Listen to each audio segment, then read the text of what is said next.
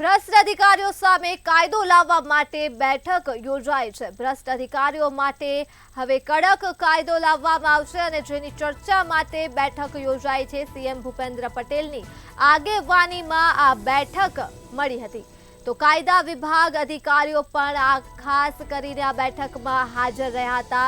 વિગતો મળી રહી છે જ્યાં મુખ્ય સચિવ રાજકુમાર સહિતના અધિકારીઓ પણ આ બેઠકમાં હાજર રહ્યા હતા।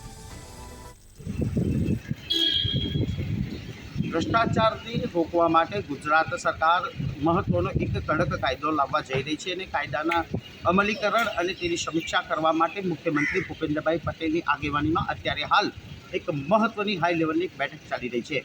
આપણે ખાસ જણાવી દઈએ કે ગુજરાતની અંદર ભ્રષ્ટાચાર વધી ગયો છે। ખાસ કરીને ક્લાસ 1 ઓફિસરો કે તેની ઉપરના સનદી અધિકારીઓ પણ ભ્રષ્ટાચાર કરવામાં પાછીપાની કરતા નથી, ત્યારે ભ્રષ્ટાચાર આચરીને બેનામી સંપત્તિ ભેગી કરી દીધી હોય છે।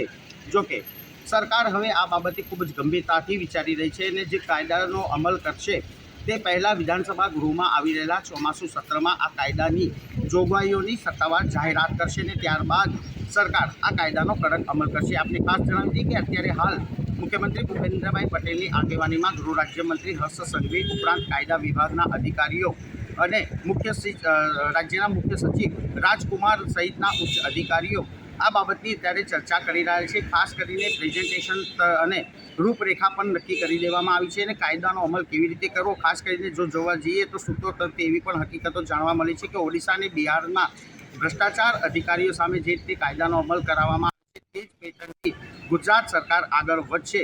જોકે હવે આ કાયદાના અમલ બાદ ભ્રષ્ટાચાર ગુજરાતની અંદર ઘટશે કે વધશે તે તો સમય જ કહેશે।